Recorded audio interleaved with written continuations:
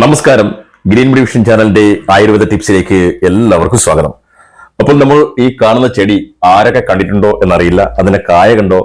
പല കായ്ക്കളോടും സാമ്യമുള്ള ഒരു കായാണ്. ഈ ചെടിയുടെ തണ്ട് കണ്ടാൽ കപ്പത്തണ്ട് പോലെ ഇരിക്കും. അപ്പോൾ നമ്മുടെ വീട്ടുപറമ്പുകളിലൊക്കെ ധാരാളമായി ഉണ്ടായിരുന്ന ഒന്നുമല്ല പണ്ട് കാലത്ത്. പക്ഷേ ആയുർവേദ വൈദ്യന്മാരൊക്കെ അല്ലെങ്കിൽ നമ്മുടെ മുത്തച്ഛന്മാരൊക്കെ ഉപയോഗിച്ചിരുന്ന ഒരു ആയുർവേദ സസ്യമാണ് കാണുന്നത്. അതിന്റെ കായാണ് പഴുത്ത് കിടക്കുന്നത്. അപ്പോൾ ഇതൊരു പപ്പായ, അതായത് നമ്മുടെ കപ്പക്കയുടെ വർഗത്തിൽപ്പെട്ട ഒരു ഇനമാണ്. അതിന്റെ പൂവാണ് പിടിച്ചു നിൽക്കുന്നത്. ഇലയെല്ലാം പപ്പായയുടെ അതേപോലാണ്, തണ്ടുകളും ഏകദേശം അതുപോലെയാണ്. നമ്മുടെ പപ്പായ എങ്ങനെയാണ് നമ്മൾ തണ്ട് പിടിക്കുമ്പോൾ ഒരു ഹോള് കാണും, ഇതിൽ ഹോളില്ല. പക്ഷെ ഇത് അതിന് സമാനമായ രീതിയിൽ തന്നെയാണ് നിൽക്കുന്നത്. ഇതിപ്പോ ഒരു ഏകദേശം ഒരു 7 അടിയോളം വളർന്ന ഒരു ചെടിയാണ്. ഇതിന്റെ ഏറ്റവും വലിയ പ്രത്യേകത എന്താണെന്ന് അങ്ങോട്ട് പറയാം. നമുക്ക് തീർച്ചയായും വീടുകളിൽ വെച്ച് പിടിപ്പിക്കേണ്ട ഒരു ആയുർവേദ ചെടി തന്നെയാണ്. ഇതിന്റെ കായൊക്കെ നട്ടാൽ ഇതിൽ നിന്നും തൈ എടുക്കാൻ പറ്റുമോ എന്നറിയില്ല. സാധാരണ പതിവെച്ചെടുക്കുന്നതാണ്.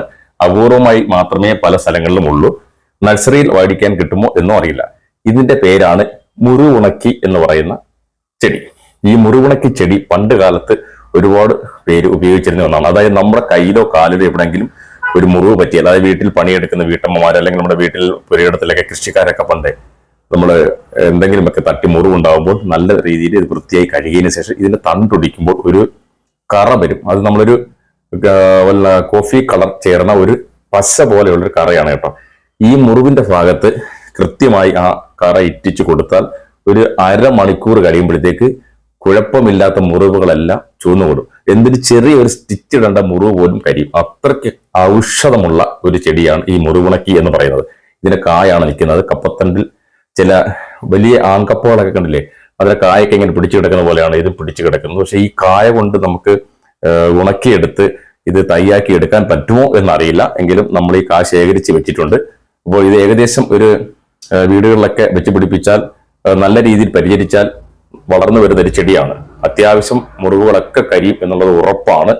അപ്പോൾ ഈ മുറിവുണക്കിയുടെ ഒരു ഔഷധം ഫലം നമ്മൾ നേരിട്ട് കണ്ടിട്ടുണ്ട്. മുറിവുകളൊക്കെ നമ്മൾ പരീക്ഷിച്ച് നോക്കിയിട്ടുണ്ട്, ചെറിയ മുറിവുകളൊക്കെ ഉണക്കാനായിട്ട്.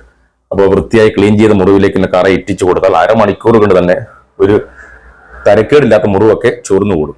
അപ്പോൾ ഇപ്പോഴത്തെ കാലത്ത് ഇതിന്റെ ശാസ്ത്രീയതയൊന്നും അടിസ്ഥാനപരമായി പറയുന്നില്ല. എങ്കിലും ഈ ചെടി എവിടെങ്കിലും കിട്ടുവാണെങ്കിൽ മേടിച്ച് വെച്ചുപിടിപ്പിക്കണം.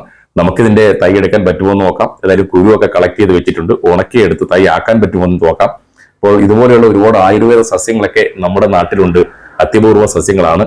ഏതായാലും നമുക്ക് മുറിവുണക്കിയുടെ വിശേഷങ്ങൾ വീണ്ടും ഇതിന്റെ തൈയൊക്കെ എങ്ങനെ എടുക്കാം എന്നുള്ളതൊക്കെ നോക്കിയിട്ട് വീണ്ടും വിശേഷങ്ങളുമായി എത്തുന്നതായിരിക്കും.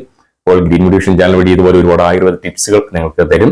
ഇതുവരെയും നിങ്ങൾ നമ്മുടെ ഫേസ്ബുക്ക് പേജ് ഫോളോ ചെയ്തിട്ടില്ലെങ്കിൽ ഫോളോ ചെയ്യണം, ലൈക്ക് ചെയ്യണം, ഷെയർ ചെയ്യണം. അപ്പോൾ മുറിവുണക്കിയുടെ പുതിയ വിശേഷങ്ങളുമായി വീണ്ടും എത്താം.